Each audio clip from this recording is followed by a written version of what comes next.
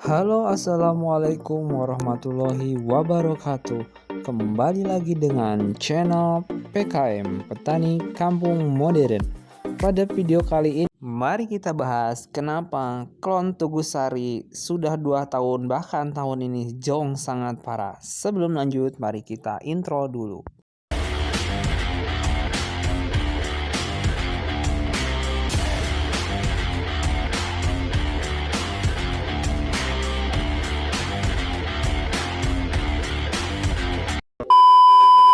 Pada tahun ini, klon Tugusari keadaannya cukup memprihatinkan, bahkan lebih parah dari tahun kemarin. Pada tahun ini, klon Tugusari benar-benar drop dan hampir merata di seluruh Lampung Barat. Yang biasanya tahun kemarin mungkin masih dapat di angka 1 ton, untuk tahun ini saja klon Tugusari kemungkinan terbesar 1 hektar dapat 1 ataupun 2 kintal itu sudah termasuk sangat untung. Lalu apa sih penyebabnya dan kenapa klon Tugusari bisa sangat drop? Kita bisa melihat dari kualitas daun sangat hijau bagus dan seharusnya klon Tugusari berbuah lebat seperti klon-klon yang lain pada tanaman kopi. Tetapi kenapa klon Tugusari malah sangat drop dan mungkin sangat parah keadaannya? Karena dari setiap batang ada yang sampai tidak ada buah sama sekali. Banyak orang yang mungkin menyalahkan cuaca karena tidak adanya kemarau pada tahun ini. Sebenarnya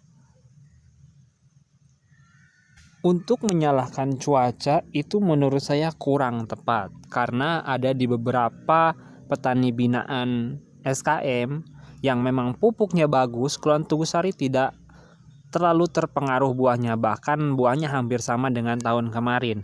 Yang artinya kita tidak bisa sepenuhnya menyalahkan cuaca karena tidak ada yang namanya kemarau yang cukup panjang, minimal kemarau beberapa bulan. Tetapi sebenarnya kita sebagai petani harus introspeksi diri.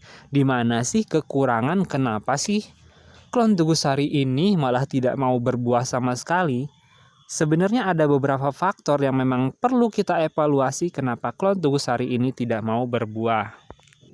Sangat kurang tepat jika menyalahkan cuaca, karena cuaca adalah ciptaan Tuhan. Jadi kalau kita menyalahkan cuaca sama dengan halnya kita menyalahkan Tuhan.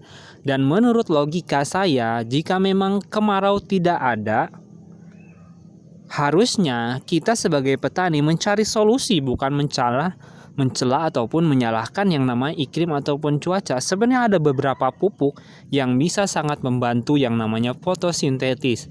Salah satu pupuknya adalah ATP, adenosine triphosphate. Memang pupuk ini tidak dijual di pasaran dan mungkin sangat sulit untuk mendapatkan pupuk ini, karena kalau di SKM pupuk tersebut akan kita racik ataupun kita buat secara mandiri oleh sama petani binaan SKM. Logika kita, jika kita menyalahkan cuaca karena tidak ada kemarau, apakah manusia bisa ataupun apakah manusia mungkin bisa menciptakan matahari?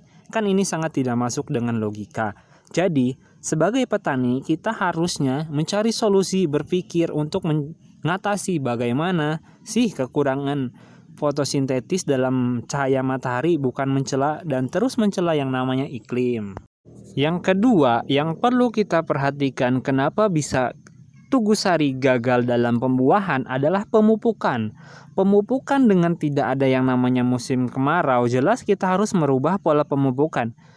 Ini yang sebenarnya sulit dirubah di pertanian kita. Kenapa saya bilang sulit? Petani kita hanya taunya NPK, urea, dan KCL. NPK, urea, dan KCL. Petani kita jarang sekali memakai seperti Giberlin, sitoksinin, dan lain-lain. Nah, ini sebenarnya bisa membantu ataupun mengurangi yang namanya kegagalan dalam pembuahan ataupun pembungaan. Bahkan petani kita mungkin tidak tahu yang namanya pupuk-pupuk yang mungkin biasa digunakan di luar negeri seperti yang namanya GA3, GA6, benzamin aminofurin itu sebenarnya jarang dipakai dan itu mungkin kita tidak pernah tahu.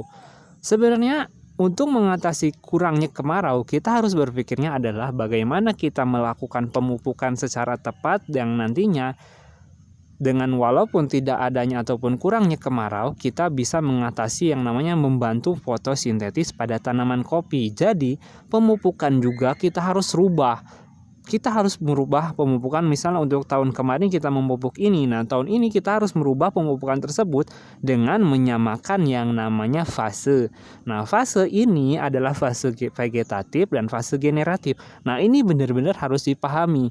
Karena dengan ini yang kami terapkan di SKM, klon kopi apapun itu bisa berbuah dengan normal dan berbuah dengan lebat. Yang artinya pemupukan memang benar-benar kita harus rombak dan kita harus rubah. Oke, sekian dulu untuk video kali ini. Jika teman-teman suka dengan video ini, jangan lupa like, comment, and subscribe.